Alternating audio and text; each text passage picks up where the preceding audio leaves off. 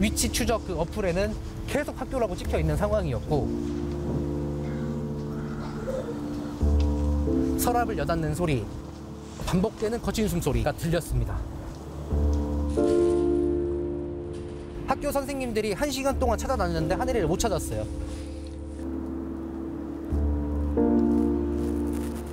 하늘이가 발견된 곳은 돌봄 교실에서 20m 떨어진 시청각실. 책을 주겠다는 한 교사를 따라갔다가 흉기에 찔린 뒤였습니다. 가해교사는 날카로운 도구가 있는지 물었고 용도를 묻는 점원에게 요리에 쓰려고 한다고 답했다는 진술을 경찰이 확보한 것으로. 교육가족을 대표하여 전국의 모든 학부모님께 사죄드립니다.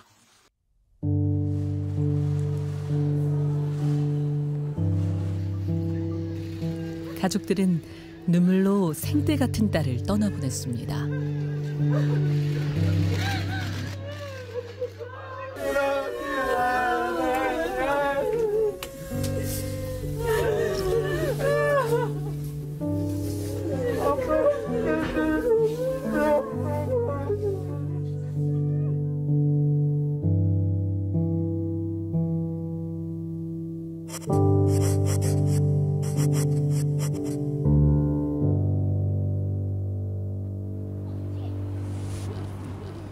(1학년) 하늘이가 다녔던 대전의 초등학교.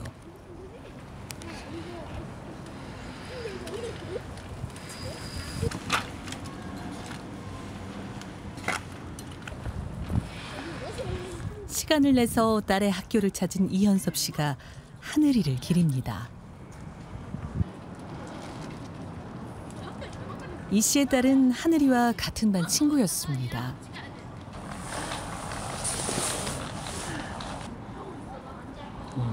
이 씨는 그날 벌어진 일을 생각하면 남의 일 같지 않습니다.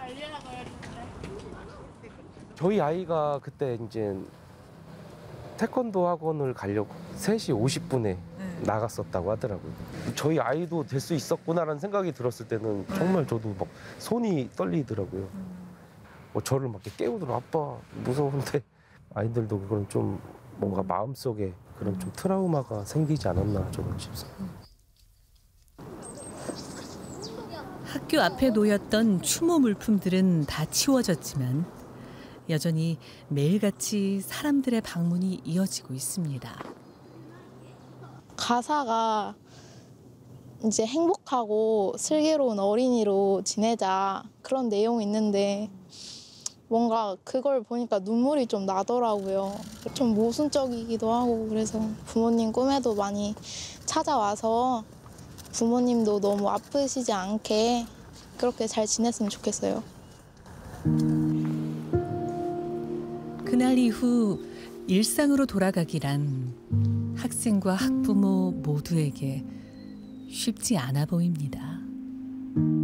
우리 아이가 다니는 학교에서 또 일어났던 일이니까 그냥 충격이 좀 컸고 많이 우울도 하고 심리검사에서 안 좋게 나와서 지금 검사 받으러 다시 가는 거예요. 근데 조카는 여기 학교 다니니까 충격 많이 받아서 무서워서 혼자도 집에 있을 수 없대요. 학교 뒤쪽엔 하얀 버스 한 대가 서 있습니다. 학생과 주민의 트라우마 치료를 위한 마음 안심 버스입니다.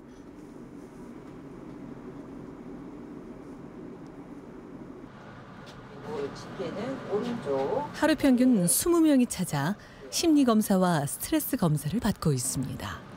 잠이 스트레스를 해소하는 데 굉장히 재난경험자들이 직접적으로 겪은 것과 비슷한 반응들이 나타날 수 있거든요. 정상적으로 이런 반응들을 거쳐가시는 과정이다라는 걸 설명드리고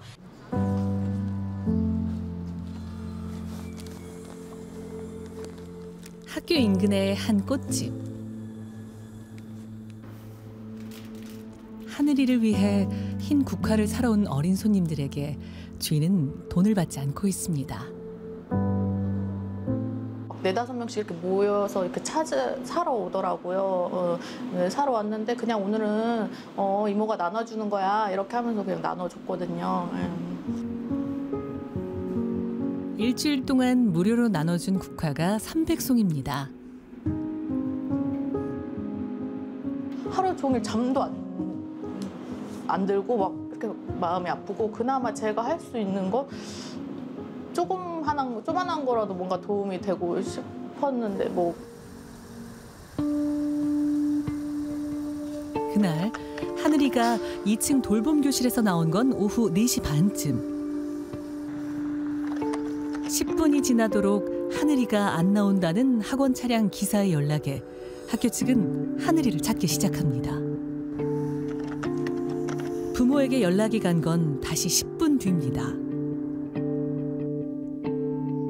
하늘이 아빠는 위치 추적 앱으로 하늘이가 아직 교내에 있는 것으로 파악했지만 5시 15분쯤 실종 신고를 받은 경찰은 학교가 아닌 근처 아파트를 수색했습니다. 아파트 위치도 나오고요. 그다음에 어린이집도 나오고 병설 유치원도 나옵니다. 이제 그런 부분을 다 수색하려고 보니까 실종 1시간쯤 뒤 하늘이를 발견한 사람은 할머니였습니다. 돌봄 교실에서 20m 거리의 시청각실에서였습니다.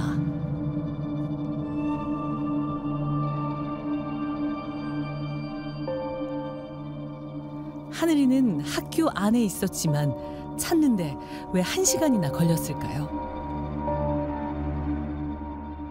상당히 먼 거리가 있는 그런 경우들도 있기 때문에 분명히 발생했던 그 장소를 빨리 수색하지 못하는 그런 아쉬움은 있었다고 생각합니다. 더욱이 돌봄 교실 근처엔 CCTV조차 없었습니다. 학교 건물 안에서 벌어진 일이지만 동선조차 파악할 수 없었던 겁니다. 하늘이의 목숨을 앗아간 40대 교사는 지난해 12월 우울증을 이유로 반년간 휴직에 들어갔습니다. 하지만 20일 만에 일상생활이 가능하다는 내용의 의사 진단서를 내고 돌연 학교로 돌아왔습니다. 어떤 노력을 그 20일 동안에 했는지 그런 것들을 좀 살펴보고 따져봐야죠. 어떤 치료 프로그램을 자기가 받았는지 확인하는 그런 절차가 좀 필요하지 않았나 생각을 합니다. 하지만 이 교사는 범행 닷새 전 학교 컴퓨터를 부수는가 하면 다음 날엔 동료 교사에게 폭력을 휘둘렀습니다. 어떤 폭력적인 방법으로 뭐 헤드락을 걸거나 뭐 하는 뭐 이런 행위, 아니면 손목을 강하게 부여잡는 이런. 하늘이 사건의 전조로 볼 수 있는 대목입니다. 그런데도 교육당국의 현장 조사는 폭력 사건 나흘 뒤에야 이뤄졌습니다. 그런데 교육청은 이것을 두고 작은 소동이라고 표현했고 해당 교사와 면담도 하지 않았습니다. 이렇게 수많은 전조 증상이 있었지만 아무런 조치를 하지 않았기 때문에 결국엔 도저히 믿을 수 없는 끔찍한 사건이 벌어진 것입니다. 분리조치 권고로 교감 옆자리에서 업무를 보게 된 그날, 그 교사는 학교를 빠져나와 흉기를 구입했고 홀로 돌봄 교실을 나온 하늘이를 범행 대상으로 삼았습니다. 사건이 완전히 정리가 될 때까지 교육 활동에 참여하지 못하도록, 즉 이제 학교에 출근하지 못하도록 하는 것 정도는 제도적으로 있었다면 어땠을까? 집 다음으로 안전하다고 여겨왔던 학교에서 부모만큼 아껴주리라 믿었던 교사에게 학생이 목숨을 잃은 사건에 학부모들의 불안감이 커지는 상황. 학교가 안전한 공간이 아닐 수도 있다는 생각에 너무 불안하고 정신적인 아픔이 있을 거라는 생각은 자체를 못했, 상상도 할 수 없었기 때문에.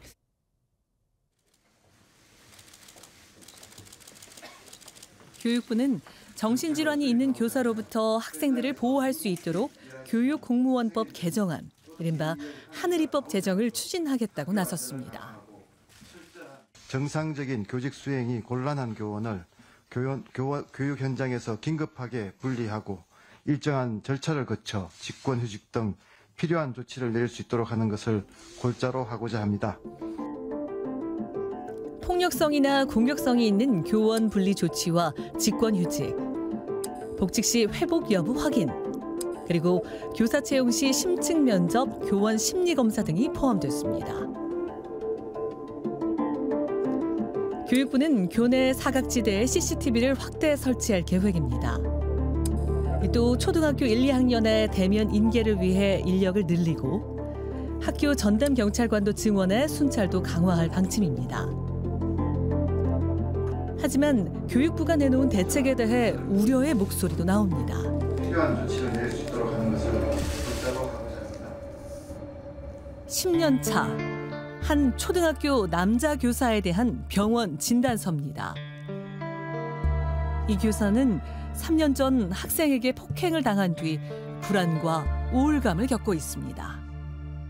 너무 불안이 높다라고 하면 좀 불안을 좀 낮추는 약도 처방받기도 하고 정신과 최근에 몇 년 동안 다녔던 그런 것들도 사실 오려고 하면은 몰 수도 있다는 그런 불안감이 들더라고요.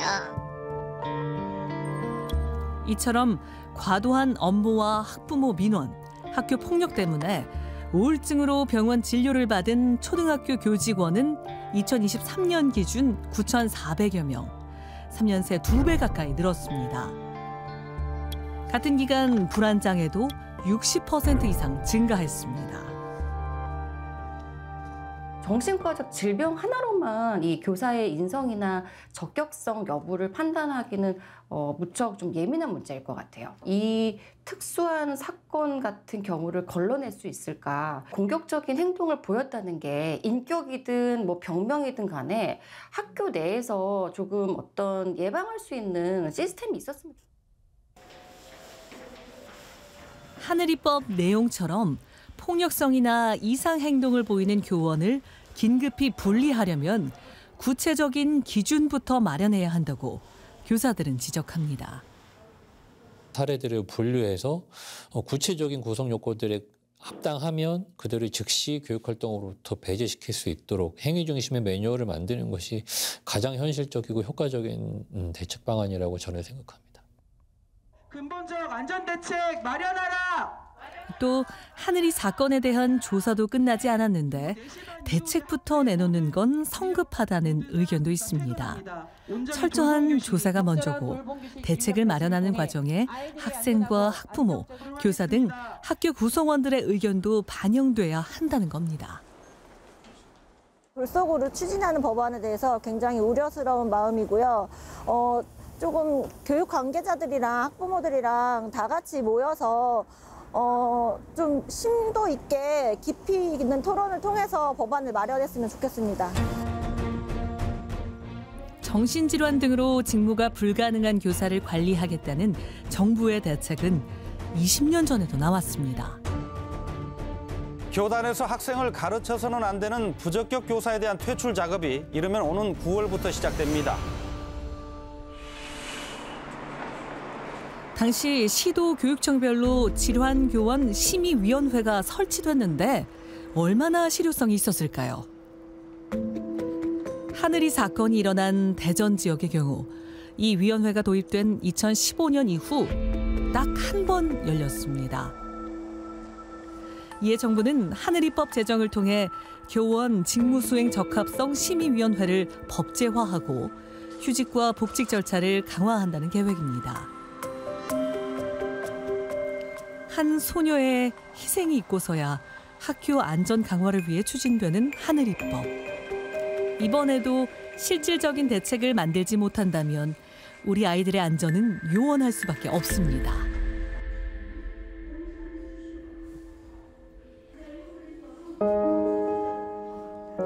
이 초등학교는 방학에도 1학년 학생들이 오후 늦게까지 돌봄과 교육을 받을 수 있는 늘봄 학교를 운영합니다. 수업이 끝나자 아이들이 나란히 줄을 서고 선생님보다 앞에 서면 안 되고 내려가라. 선생님과 함께 교실을 나섭니다.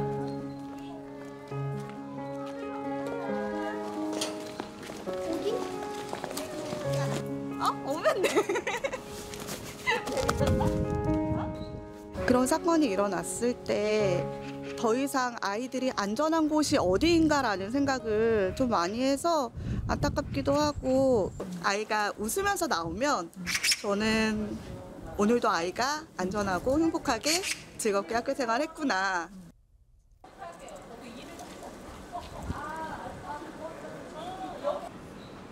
학교 보안관들도 하늘이 사건 이후 하교 시간 아이들의 동선을 더욱 철저히 확인합니다. 중앙 로비에 아이들이 이제 모이면은 돌봄 교실 양쪽으로 있어요.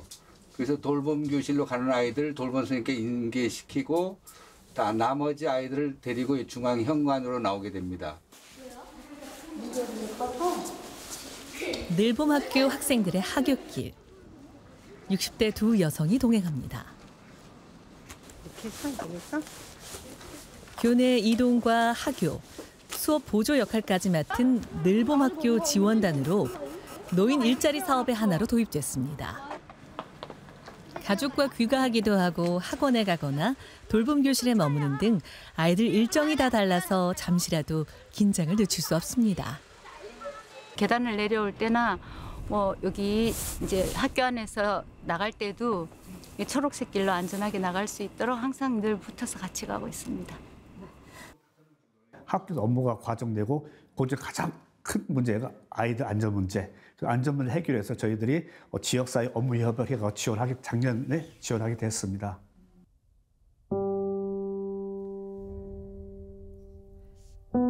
하늘아, 그곳에선 아프지 않길. 이쁜 별로 가렴. 이름처럼 하늘나라에서는 무섭지 않고 행복한 하늘 위로 뛰어놀렴. 하늘아, 편하고 행복하고 항상 즐겁게 살아야 해.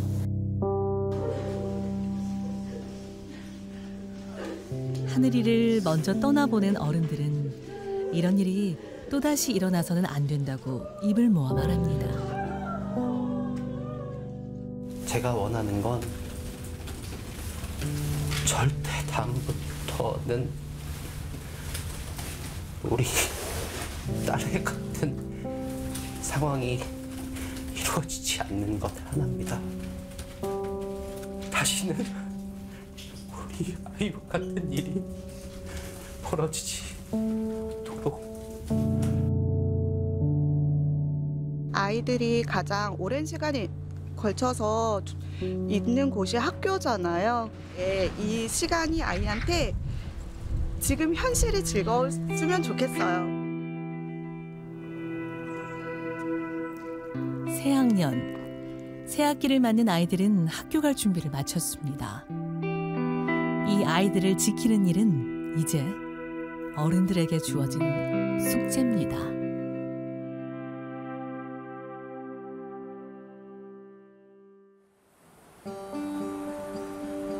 제주 중산간.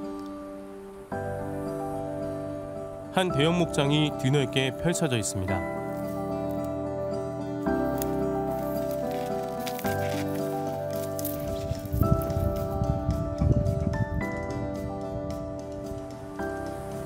그 안에 보물을 감춘 듯 둥그렇게 나무로 둘러싸인 곳. 눈을 걷어내자 철제 구조물이 모습을 드러냅니다.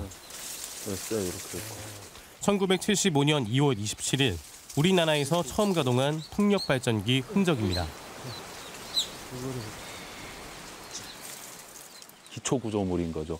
50년 전에 이 쇠말뚝을 설치하고 여기에 10m 정도의 철탑과 이제 풍력발전기 3kW짜리를 호주에서 수입해서 설치한 흔적입니다.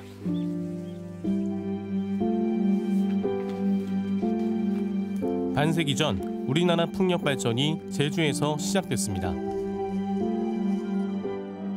바람이 많은 제주 등지에 풍력발전을 서둘러 개발하라고 지시했습니다. 전 세계적인 석유 파동으로 인해서 기름 가격이 높아지자 재생 가능 에너지에 대한 관심이 시작이 되었고 해외에 의존하는 에너지원으로부터 에너지난이 생겼기 때문에 에너지원을 자립함과 동시에 에너지 기술의 자립이라는 의미도 있습니다. 연구개발을 거쳐 2000년대에는 육상에서 2010년대 들어서는 해상에서도 풍력 발전이 본격화됐습니다. 사실 그때 개발됐던 이제 국내 많은 사업들이 이제 보급이 지연되고 그리고 사업 개발들이 철회되면서 우리 풍력 산업은 큰 침체기에 빠져들게 됩니다. 우리 풍력 발전 기술이 주춤한 사이 100조 원대 국내 해상 풍력 발전 시장을 외국 기업에게 고스란히 내줄 처지에 놓였습니다.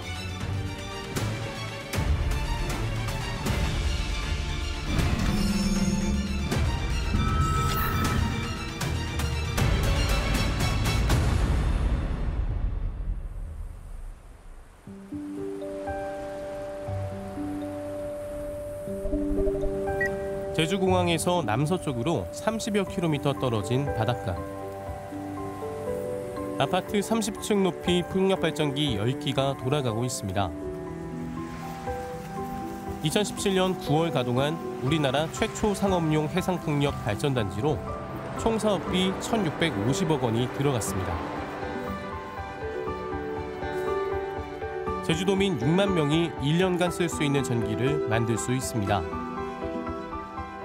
대한민국에 사례가 없던 아무것도 없는 바다에 이제 1,000억 원이 넘는 금액을 PF로 대출을 땡기려고 하다 보니 사실 탐나에서 그거를 실현했다는 게 후속 해상풍력 확대에 이제 중요한 역할을, 이제 키 역할을 했던 거거든요.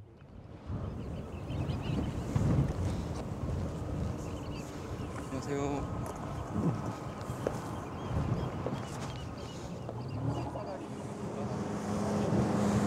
국내 해상풍력 발전은 2010년대 본격 추진됐습니다. 육상풍력은 산림훼손 논란도 적지 않은 데다 사실상 포화 상태입니다. 반면 해상풍력은 넓은 바다에 대규모로 만들 수 있고 발전량도 더 많습니다. 장애물이 없이 바로 바람을 받다 보니까 바람의 질이 좋고요. 순도 높은 바람이기 때문에 그런 후르 역량이라든지 이런 것들이 적어서 이용률 측면에서는 훨씬 우위에 있다고 보고 있습니다. 해상풍력은 또 탄소 중립 목표와 함께 재생에너지로 제품을 만들어야 하는 아리백 같은 재생에너지 확대 흐름과도 알맞습니다. 삼면이 바다고, 그러니까 이 삼면에 곳곳에 해상풍력 시설을 설치할 수 있는 여건이 갖춰져 있는 것이죠. 여기에 평균적으로 초당 7m 이상의 바람이 분다고 해요. 그러니까 전 세계에서 가장 여건이 좋다는 유럽의 북해 지역만큼은 아니지만 그래도 한국도 괜찮은 거죠. 정부가 2030년까지 계획한 해상풍력 발전 규모는 14.3기가와트. 이 계획대로라면 우리나라 전체 발전원 198기가와트의 7% 정도를 담당하게 됩니다. 1기가와트 해상풍력 사업을 개발하는데 들어가는 이제 직접 투자 비용이 대충 한 6조 5천억 원 정도 되겠고요. 우리가 목표하는 14.3기가와트를 다 개발하면 한 100조 정도 되는 시장으로 평가받는다라고 생각합니다. 2000년대 초반부터 풍력발전 설비를 개발해온 한 국내 기업을 찾았습니다. 장막을 걷어내자 거대한 구조물이 모습을 드러냅니다.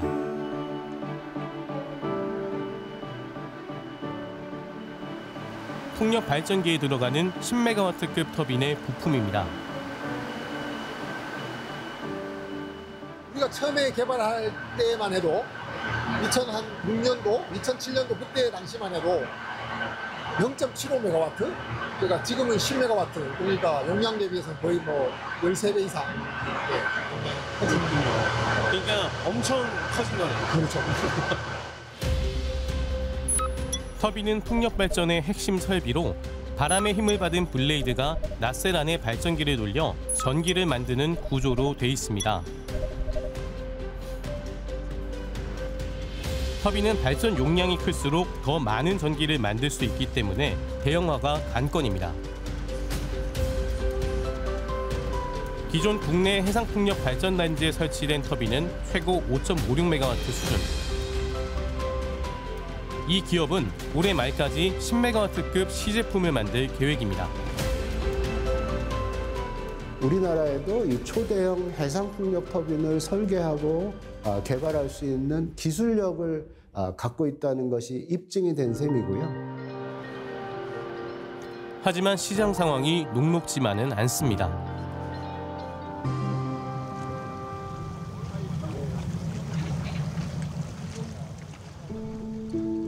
부두의 지름이 최대 7.5m에 달하는 원통형 구조물이 줄지어 놓여 있습니다. 전남 영광 앞바다에 설치될 해상풍력 발전기의 하부 구조물, 모노파일입니다. 저희가 이제 중간 개착지인 요 목포 대굴에서 잠깐 대기를 했다가 바지를 이용해서 저희 현장으로 옮겨서 설치를 할 예정입니다.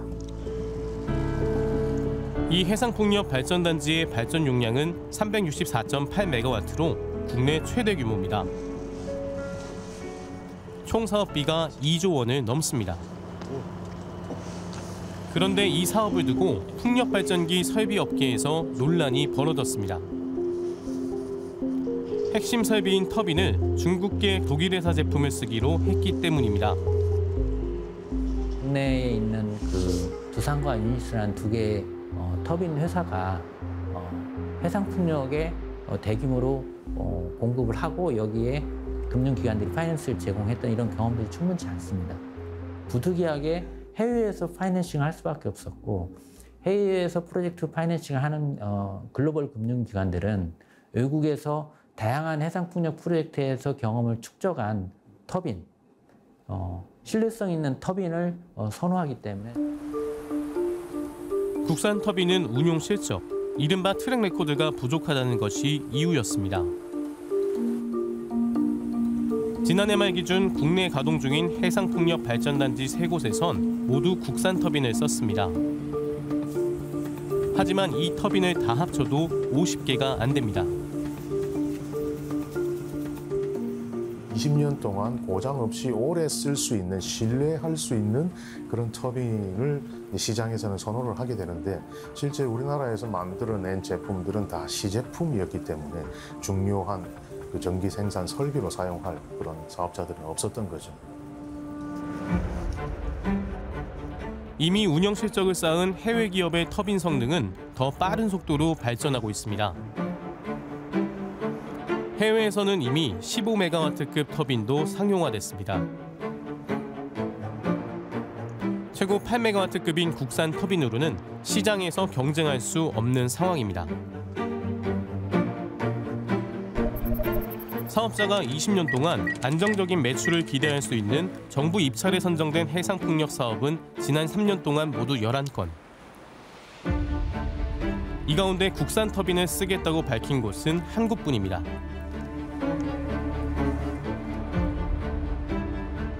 R&D 재투자가 이루어지지 않으니까 시장에서의 경쟁력이 떨어지고 시장에서의 경쟁력이 떨어지니까 아무래도 시장 점유율을 뺏기고 수익 창출이 원활하지 않고 국내와 해외의 기술 간극이 더 벌어지고 있는 가운데 최근에는 중국산 터빈도 국내 진출을 시도하고 있습니다.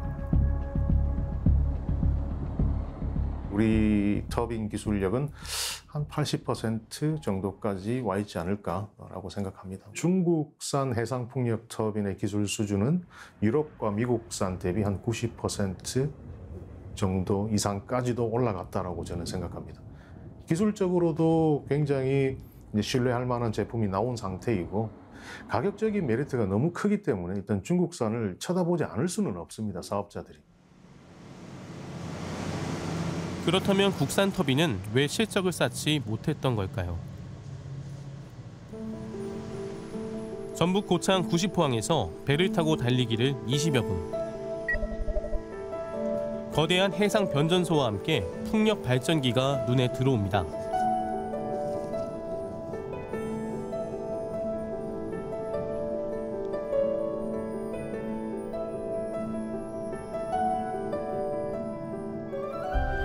정부가 2011년 해상풍력 산업을 육성하겠다며 추진한 서남해 해상풍력 발전 단지입니다. 당시 국내 대기업 등 8곳도 터빈 개발에 참여했습니다. 국내 이제 최초로 육지에서 10km 이상 떨어진 곳에 조성되는 이제 최초의 해상풍력 단지다 보니까 상징성도 있고 의미도 있었습니다. 당시 정부는 2019년까지 3단계에 걸쳐 2.5기가와트에 이르는 거대한 단지를 조성할 계획이었습니다.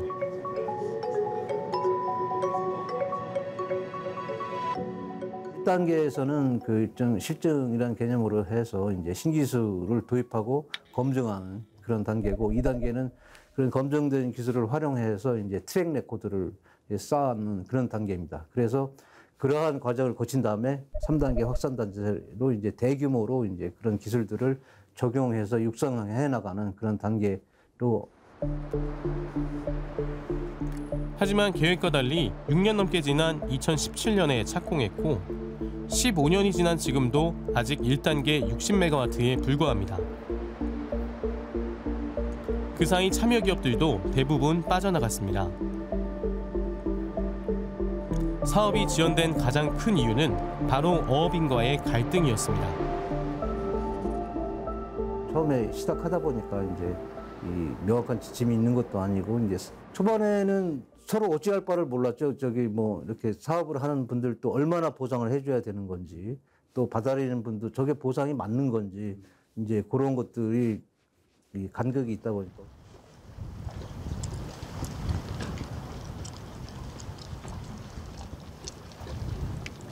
원래 서남해 해상풍력 입지는 꽃게잡이 어장이었습니다. 저가 칠산 앞바다하고 다 어민들의 족 구역이지, 저희가. 다 저기서 다 고기 잡고 그물 치고 했던 그랬던 자리지. 그런데도 정부는 어업인들을 협의 대상으로 고려하지 않았습니다. 어업인을 포함한 민관협의회가 꾸려질 수 있었던 건 사업계획 발표로부터 8년이나 지난 2019년이었습니다. 이거는 먹고 사는 일이잖아요. 응? 어민들이 바다에서 먹고 사는데 내가 먹고 살 터전을 잃어가는데 가만히 있을 사람이 누가 있습니까? 서로 소통을 해야지. 그런 게 없으면 어떻게 이 사업을 하냐 이 말이죠. 그건 말이 안 되죠. 바다라는 공간의 특수성을 고려하지 못한 결과입니다. 육지는 이제 건물이 빼곡히 들어서 있는데 좀 상대적으로 텅 비어 있다고 보이잖아요. 근데 실제로 이 공유 수면의 해안 공간의 이용 현황을 그려보면 우리나라 해역이 아주 복잡해집니다. 왜냐하면 어업 밀집도도 높은 편이고 특정 구역에 설치를 해가지고 최소 20에서 25년을 운영을 하는 거기 때문에 그 점에서 이해관계자와의 의견 수렴이 초기 단계부터 있는 게 아주 중요한 이유입니다. 민간에서도 해상풍력 개발 시도가 이어져 왔습니다. 지금까지 민간 사업자가 입지를 결정해 발전 사업 허가를 받은 해상풍력 프로젝트는 모두 90여 곳. 발전 용량은 30기가와트 정도로 원자력 발전소 20기가 넘는 규모입니다. 하지만 어업인과 갈등이 여전하고 각종 인허가도 지연되고 있습니다. 발전 사업 허가가 난 뒤 입지가 적절한지 평가하는 구조이기 때문입니다. 지난 10년 동안 마지막 단계의 인허가, 그러니까 발전단지를 이렇게 건설하기 위해서 받아야 되는 인허가를 받은 사업은 그 발전 사업 허가를 받은 사업 규모량의 2.7%밖에 안 됩니다. 그러니까 발전 사업 허가를 받고 나서 사업 추진이 제대로 안 됐다는 의미인 거죠. 그만큼 인허가 제도 자체에 대한 문제가 많다고 볼 수 있습니다. 결국 이런 상황을 극복하기 위해 지난달 27일 국회에서는 해상풍력특별법이 통과됐습니다. 정부가 해상풍력 입지를 정하고 인허가 창구를 간소화하는 내용과 함께 어민 등 지역 주민 참여와 풍력산업 지원 근거도 마련했습니다.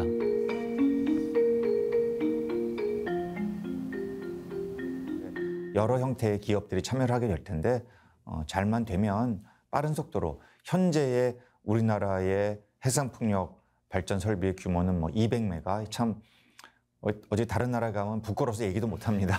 그런데 이것이 이제 앞으로 계획은 한 앞으로 6년 후에 한 15기가 이렇게 이제 가겠다고 하는 것이기 때문에 좀 그것을 상당히 이제 기대를 해야 하겠다 이런 생각하는 것이죠.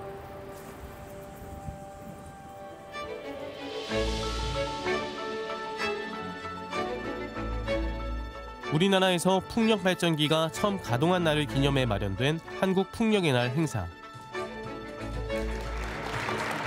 정부와 풍력산업 관계자들은 이날 국회를 통과한 해상풍력특별법에 큰 기대를 나타냈습니다. 그동안 해상풍력 발전에 걸림돌로 인식되어 왔던 인허가 문제라든지 주민 수용성 문제라든지 이런 문제가 해결이 되고 또 정부가 주도적으로 해상풍력을 보급할 수 있는 계기가 될 수 있을 것으로 생각을 합니다. 50년 전 에너지 안보와 기술 자립을 위해 시작한 풍력 발전. 우리나라는 여전히 에너지 자원의 90% 이상을 수입하고 있습니다. 바람과 햇빛은 우리 주변에 아주 풍부하게 분포했고 기본적으로 원료 가격이 없습니다. 지속 가능한 친환경 에너지원이라고 볼 수 있기 때문에 지금부터라도 더욱더 적극적으로 개발 보급 노력을 해야 됩니다. 핵심 기술도 세계 시장에서 뒤떨어져 있습니다. 터빈 기술 하나를 강화를 하면 그 안에 수많은 부품 회사들이 같이 성장할 수 있는 기반이 만들어지기 때문에 정부에서 전략적으로 육성을 해야 되는 분야가 바로 터빈 분야가 아닐까. 도약을 꿈꾸는 대한민국의 풍력 발전. 에너지 안보와 풍력 산업, 그리고 탄소 중립이라는 세 마리 토끼를 잡기 위한 시험대에 올랐습니다. 여러 가지 입찰 조건에서 국내 기업에 참여할 수 있는 조건들을 만들면 되는 것이기 때문에 우리 기업들의 경쟁력을 키우기 위한 노력을 한다면 저는 빨리 따라잡을 수 있지 않을까.